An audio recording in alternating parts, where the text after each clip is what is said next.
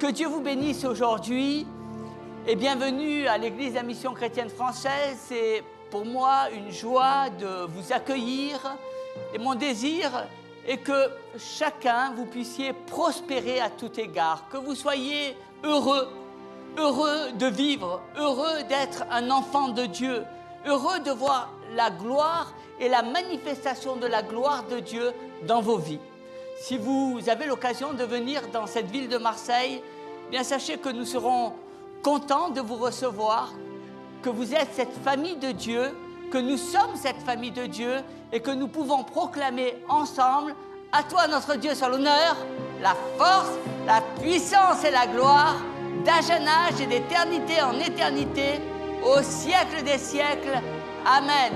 À toi notre Dieu soit l'honneur, la force, la puissance et la gloire, d'âge en âge et d'éternité en éternité, au siècle des siècles. Amen. Saint, Saint, Saint est l'Éternel des armées. Toute la terre est remplie de sa gloire. Saint, Saint, Saint est l'Éternel des armées. Toute la terre est remplie de sa gloire. Saint, Saint, Saint est l'Éternel des armées. Toute la terre est remplie de sa gloire. Amen. Et le peuple de Dieu dit Amen. Amen. Alléluia. Je vais vous parler aujourd'hui de faire des prières audacieuses. Les rêves de Dieu pour votre vie sont bien plus grands que les vôtres. Dieu veut que vous fassiez des choses extraordinaires. Si nous voulons voir sa faveur, nous devons apprendre à faire des prières audacieuses. Souvent, nous pensons que nous ne devrions pas demander trop de choses à Dieu. Après tout, nous ne voulons pas être trop égoïstes. Des personnes me disent: si Dieu veut que je sois béni, je serai béni. Et il est Dieu et il peut faire toutes choses. Mais ce n'est pas comme cela que ça marche. Dieu s'attend à ce que nous lui demandions. La Bible dit que tu n'as pas parce que tu ne demandes pas. Dans l'épître de Jacques au chapitre 4, verset 2, il nous est dit: vous ne possédez pas parce que vous ne demandez pas. Si vous ne demandez pas la faveur de Dieu, vous ne libérez pas votre foi. Je sais qu'il y a des personnes qui demandent, mais ils font de toutes petites prières. Seigneur, si tu peux, donne-moi seulement 1 euro par jour. Vous devez faire attention, car c'est sûrement ce que vous aurez. Seigneur, si tu pouvais juste m'aider à sauver mon mariage, fais seulement que mes enfants restent à l'école. C'est souvent des petites prières que nous entendons. Nous devons avoir des prières beaucoup plus audacieuses. Oser prier. Seigneur, je ne te prie pas seulement pour suppléer à mes besoins matériels, mais pour avoir pleinement l'abondance de Dieu afin d'être aussi une bénédiction pour les autres. Je ne te prie pas seulement pour que mon mariage survive et qu'on rafistole les deux bouts, mais je te prie pour que nous soyons heureux dans notre vie, unis plus qu'auparavant, qu'on s'aime encore plus. Je ne demande pas seulement que mes enfants restent à l'école et qu'ils ne fassent pas de bêtises, qu'ils suivent une filière normale, scolaire, mais je demande à Dieu que mes enfants soient excellents dans leurs études, qu'ils soient les premiers, qu'ils deviennent des leaders et qu'ils puissent accomplir la destinée de Dieu que Dieu a prévue pour eux. C'est à cela que le Seigneur nous appelle, à avoir des prières audacieuses. Demandez le meilleur pour vous, le meilleur pour vos enfants, le meilleur pour votre famille. Jésus a tracé la voie. Tout cela te sera accordé selon ta foi. Il nous est dit dans l'Évangile, selon saint Matthieu au chapitre 9, verset 29, qu'il vous soit fait selon votre foi. Cela veut dire que si vous demandez un peu, vous recevrez un peu. Mais si vous apprenez à faire des prières audacieuses et que vous vous attendez à recevoir beaucoup, cela permettra à Dieu, eh bien, de faire de grandes choses dans votre vie. Certains d'entre vous ont des rêves au fond de leur cœur, mais ils n'ont jamais demandé à Dieu de les aider à les accomplir. J'aimerais tellement avoir une vie eh bien, à l'instar de telle ou telle autre personne. Vous priez pour les autres, mais vous ne demandez jamais rien pour vous. C'est une erreur. Vous devez prier en premier pour vous. Ce n'est pas mauvais de prier pour soi. Ce n'est pas égoïste. Dieu attend que nous lui demandions ce que nous désirons, ce que toi tu désires, ce que toi tu désires. La Bible dit dans le psaume 2, verset 8, « Demande-moi et je te donnerai les nations pour héritage. » Dieu dit, demande-moi de grandes choses. Imaginez une nation, ce n'est pas quelque chose de petit. Je vous donnerai les nations, donne-moi, Seigneur, la France pour héritage. Une prière audacieuse. Demande-moi d'accomplir ces rêves qui sont cachés au-dedans de ton cœur, que j'ai mis à l'intérieur. Réclame-moi ces promesses incroyables qui te semblent impossibles. Demande-moi de restaurer l'amour au sein de ta famille, même si tu ne leur as pas parlé depuis de nombreuses années. Dans les moments calmes, quand il n'y a que toi et Dieu, ose lui parler de tes rêves, les plus grands. Cela peut paraître impossible, mais sois juste honnête, ose lui demander. Approche-toi de Dieu. Dis-lui, Seigneur, tu vois, j'ai tant fait de projets dans ma vie, j'ai tant rêvé pour cette nation de France, je voudrais voir tellement de choses changer. Dans ta chambre, quand tu es seul, que tu peux avoir un cœur à cœur avec Dieu. Certains d'entre vous ont peut-être le désir d'évoluer socialement, d'autres d'aller plus loin dans leurs relations, mais cela demande beaucoup de temps. Peut-être aussi vous êtes passé par des déceptions dans la vie et vous ne savez pas comment eh bien, cela pourrait changer et arriver. Vous avez perdu votre enthousiasme et vous faites des prières que j'appelle des prières de survie. Vous devez retrouver votre flamme et demander à Dieu une nouvelle fois eh bien, les désirs et les rêves que vous avez laissé aller, que vous avez laissé tomber.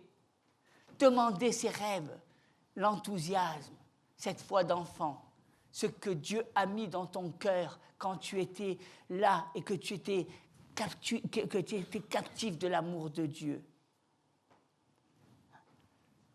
La déception, la solitude, les rêves brisés. Vous devez retrouver cette flamme. Il peut toujours les accomplir. Moi, je bénis le Seigneur parce que la vie, eh bien, c'est toujours la vie. Jésus, c'est la vie. Aujourd'hui, tu as l'impression peut-être que ta vie s'arrête, mais moi, je pourrais te dire qu'aujourd'hui, c'est ta vie commence. Parce qu'il y a toujours un nouveau départ. Ce que toi, tu penses être un arrêt, eh bien, pour Dieu, c'est un départ. C'est ça qui est formidable, lorsque tu demandes à Dieu. Toi, tu crois que tu as tout perdu. Toi, tu penses que tu vis dans la déception, que tu as été déçu par les choses, mais Dieu, eh bien, il ne te dit jamais, regarde à la déception, parce que lui, il ne regarde pas ça. Ça fait partie du passé. Il te dit, regarde à demain, regarde à aujourd'hui. Parce qu'aujourd'hui, c'est un nouveau départ. Aujourd'hui, je peux te donner ce que ton cœur désire. Nous sommes comme ces enfants capricieux, on veut demander, on veut recevoir de suite. Donne-moi! Et puis on est capable, eh bien, après de dire, mais qu'est-ce que j'ai été faire dans cette galère? Mais nous, Dieu, lui, est un Dieu d'amour. Lorsqu'il nous promet quelque chose, il l'accomplit toujours. La Bible nous dit dans le livre des Éphésiens, au chapitre 3, verset 20, « Or, à celui qui peut faire, par la puissance qui agit en nous, infiniment au-delà de tout ce que nous demandons ou pensons. Formidable ça. Hein? Dieu peut faire au-delà de tout ce que nous pensons, infiniment. Il nous donne encore davantage. Ma question aujourd'hui est, est-ce que tu demandes? Et si tu demandes, est-ce que tu demandes assez? Est-ce que tu fais ressortir ta foi afin d'activer la puissance de Dieu? Ou est-ce que tu continues à faire ces prières de survie? Aide-moi, Seigneur, à devenir un bon chrétien. Aide-moi, Seigneur, à être bouillant. Aide-moi, Seigneur, à vivre. Aide-moi, Seigneur, à sortir des griffes de l'ennemi. Aide-moi, Seigneur. Ou est-ce que tu pries comme un homme, une femme de foi? Libère, Seigneur, la divinité de Dieu en chacun de nous. Apporte l'abondance de Dieu. Ouvre, Seigneur, à chacun les rêves que tu as semés dans leur cœur afin qu'ils se réalisent. Donne-nous de vivre la dimension de la foi. Donne-nous que ce monde qui est en arrière devienne le monde naturel. Moi, je bénis le Seigneur. J'entends des personnes dire « Je ne veux pas d'un Dieu audacieux. Il a déjà tellement de travail à faire avec moi dans ma vie, dans mon caractère, que qu'est-ce que tu veux que j'attende que ce Dieu va me bénir à faire des grandes choses. Moi, je ne veux pas être un héros, je ne veux pas être ceci, je ne veux pas être cela. » Il y a beaucoup de gens qui disent « Mais tu sais, Moïse, c'est formidable, mais je n'ai pas envie d'être Moïse. Hein. » Et alors, il y en a beaucoup qui disent « Jésus, il est extraordinaire, mais qu'est-ce que je n'ai pas envie d'être Jésus hein. »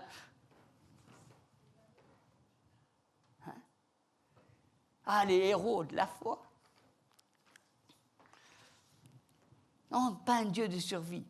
Cela va peut-être te surprendre, mais tu es la priorité pour Dieu. Tu es la prunelle des yeux de Dieu. Il a hâte de te faire du bien et de te bénir. Oui, il veut te bénir, oui.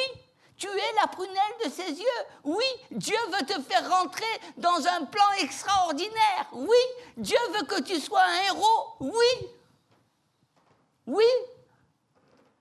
Il ne veut pas que tu sois dans la prière de survie. Qu'est-ce qui va m'arriver demain?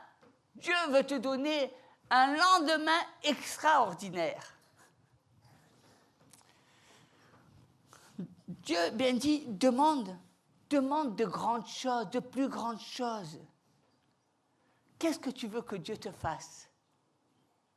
Qu'est-ce que tu veux que Dieu te donne? Est-ce que tu penses que toutes les richesses de cette terre sont faites uniquement pour les gens qui ne croient pas en Dieu? Alors que la parole de Dieu nous dit « Je vous ai mis à la tête et non pas à la queue ». J'imagine que dans le ciel, il y a une sorte de grand entrepôt. Imaginez-vous avec des couloirs. Et si vous marchez dans ces couloirs, vous verrez des milliers de portes. Des milliers, hein, avec des noms qui sont marqués au-dessus. Et finalement, vous trouverez une porte avec votre nom marqué.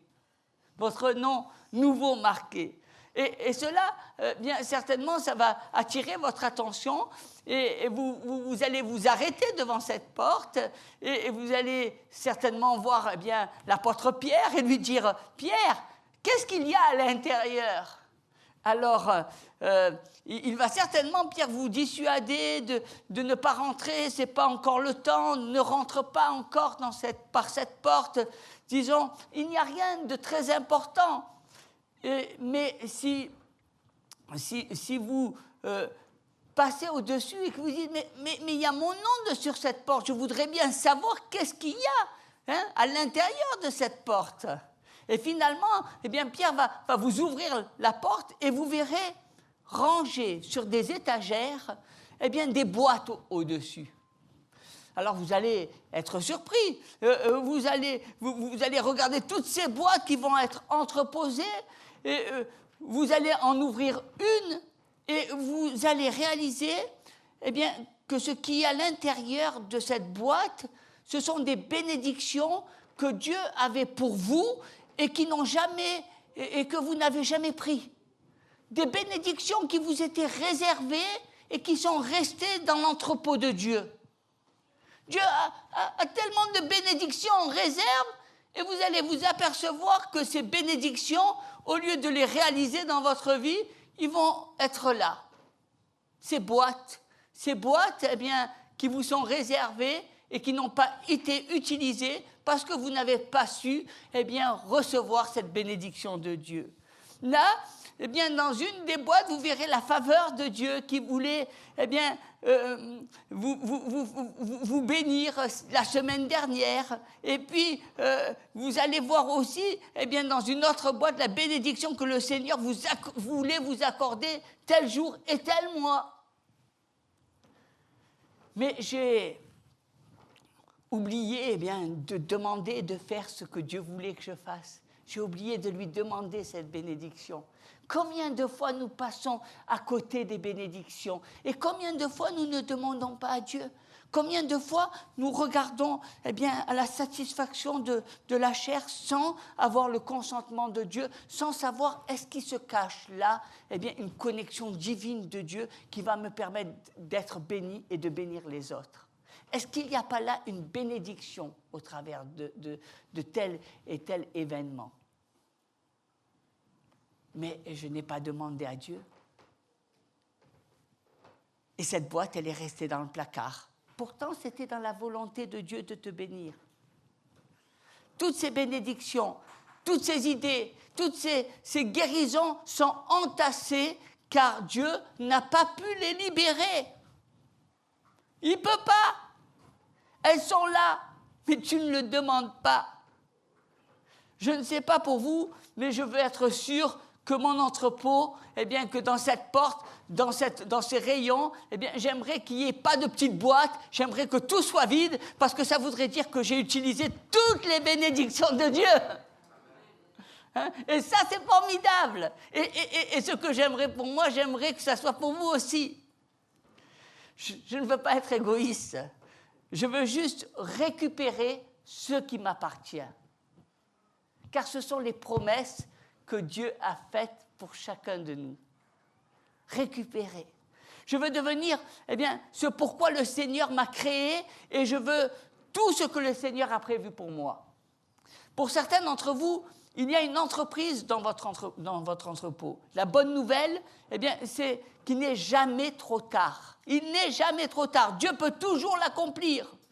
Pour vous, il y a une promotion. Pour vous, il y a une relation qui s'intensifie. Tout cela vous attend dans l'entrepôt de Dieu. Il y a des gens qui n'osent pas, qui ne prennent pas, qui ne sont pas audacieux. Dieu est là pour te donner la bénédiction. Il te dit, va, demandez et vous recevrez. Certains sont tellement gentils et généreux pour les autres. Vous feriez tout pour votre famille, vous priez tout le temps pour les autres, mais vous ne prenez pas le temps de prier pour vous et pour vos rêves. Bien sûr, c'est bien de prier pour les autres, mais chaque matin, après que vous ayez remercié le Seigneur, eh bien, à ce moment-là, vous devez lui dire, Dieu, je te demande ta faveur aujourd'hui dans ma vie.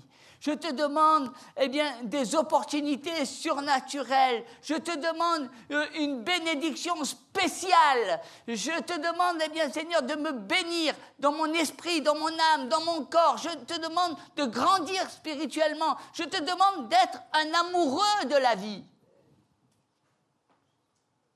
Un amoureux des bénédictions de Dieu. Ose demander de grandes choses. Nous devons faire des prières qui grandissent notre foi et qui nous permettent, eh bien, d'évoluer dans la foi. Je vois trop de chrétiens qui ont, eh bien, des prières qui ne dépassent pas le plancher. Ils demandent, eh bien, à Dieu d'être un médecin en permanence. Seigneur, Dieu n'est pas le médecin, il ne travaille pas chez les pompiers ou dans le SAMU. Dieu est le Dieu du bonheur avant tout. Hein? Il est le Dieu de la pleine santé, il est le Dieu de la joie, il est le Dieu de la paix.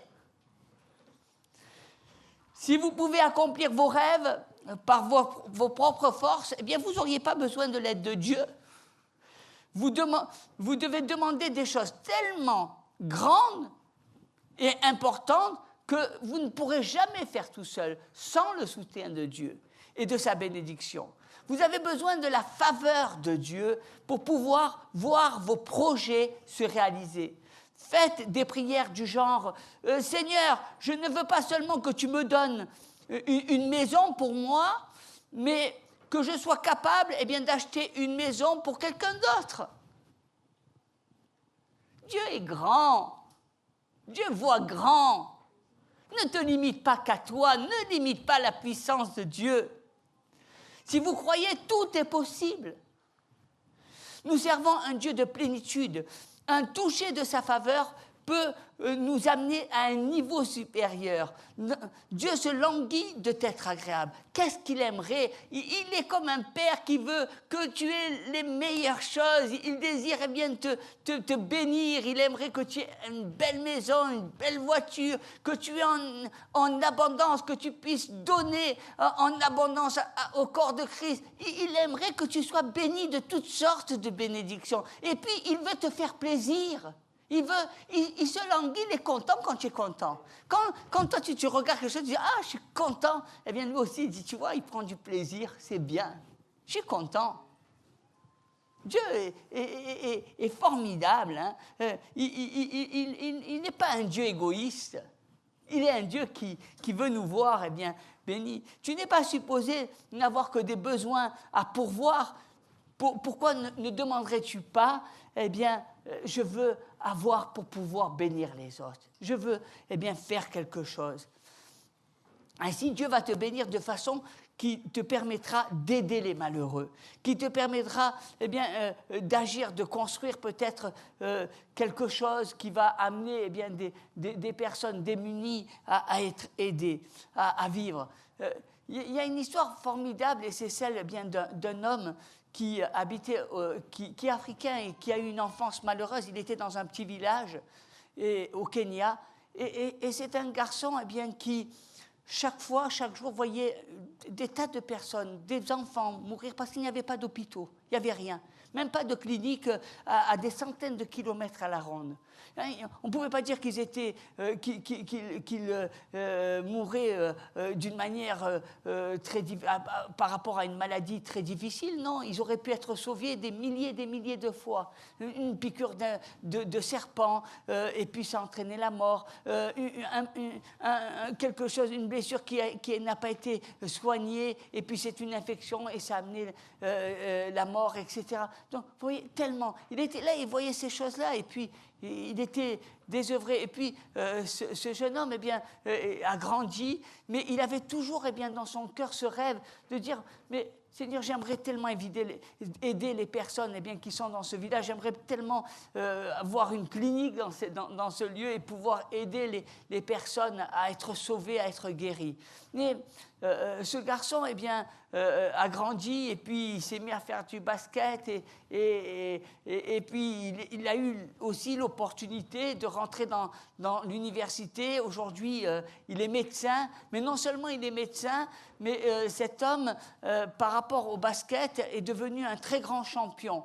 Et puis, bien sûr, il a reçu beaucoup d'argent. Et il y a quelques années de cela, il a ouvert un hôpital dans son village. Et tous les basketteurs sont venus dans ce village pour inaugurer ce village qui a coûté plus de 29 millions de dollars. Mais vous voyez ce que Dieu avait mis dans son cœur, il s'est réalisé. Vous voyez, Dieu, il n'était qu'un enfant. Il voyait les choses, mais il ne savait pas comment il allait faire, comment Dieu allait réaliser ces choses-là. Et Dieu s'est servi de lui, il s'est servi de sa taille pour en faire un champion et pour pouvoir avoir des sommes importantes et de pouvoir construire cette clinique et de sauver des âmes. Dieu est un Dieu surprenant. Ces prières qu'on fait et ces rêves que tu as fait dans ton enfance et qui sont tombés à l'eau et qui tombent à l'eau et qui tombent à l'eau. Dieu, ce sont des cases qui sont dans ton entrepôt. Il y a des chrétiens eh bien, les entrepôts sont pleins. Hein? Il n'y a que des boîtes. Et puis quand tu ouvres, eh bien, Dieu te dit, ah ben là j'aurais pu te bénir, j'avais envie de te bénir, et là tu n'as pas pu prendre cette bénédiction. Et finalement, ils sont passés à côté de toutes les bénédictions de Dieu. Ils sont chrétiens, ils connaissent la parole. Dieu a un plan pour accomplir vos rêves si vous êtes assez audacieux pour lui demander. Si Dieu l'a fait pour lui, il peut le faire pour toi. Est-ce que vous demandez? Est-ce que vous croyez? Est-ce que vous éprouvez votre foi? Je viens d'une famille modeste, je ne suis peut-être pas talentueux, etc. Mais je sais que j'ai un Dieu qui est formidable et qui peut eh bien, me donner les capacités d'évoluer, de grandir, de penser à évoluer socialement. Il peut me donner eh bien, de pouvoir faire des choses formidables. Moi, je bénis le Seigneur. Souvent, on voit des personnes qui sont de familles modestes et puis un jour, on s'aperçoit qu'ils sont des champions, qu'ils sont des stars. Et tu dis, mais c'est formidable. Ils étaient ici, eh bien, d'une famille. Il n'y avait pas d'espoir pour eux. Et puis, Dieu les a élevés parce que dans ce cœur d'enfant, il y avait une prière, il y avait un rêve. Et Dieu a accompli ce rêve. Mais cet enfant, eh bien, il avait toujours la même flamme pour ce rêve. Cet enfant, bien sûr qu'à des moments, il devait être découragé parce que quand tu vois tes copains, eh bien, ils évoluent. Peut-être que ses amis, eh bien, étaient de familles bourgeoises. Alors, eux, c'est facile. Ils ont la voiture, ils ont ceci. Mais toi, tu te dis, mais moi, j'ai rien. Moi, mes parents, ils sont pauvres. Moi, j'aurais jamais rien comme eux. Et puis, tu as l'impression que ton avenir, eh bien, elle est toute tracée. Tu as l'impression que les portes sont fermées, qu'il ne peut rien avoir de bon pour toi. Hein, combien de fois, eh bien, tu as le sentiment qu'il ne peut rien avoir de bon. Et puis, tu t'aperçois eh bien, que Dieu est là et qu'il t'ouvre des portes et qu'il t'apporte des bénédictions et qu'il te donne des connexions divines et qu'il te donne finalement eh bien, ce que les autres ont parce qu'ils ont eu des parents riches, eh bien, toi, tu peux l'avoir aussi. Ça, c'est formidable. Ça, c'est la bénédiction de Dieu qui enrichit et n'est suivi d'aucun chagrin.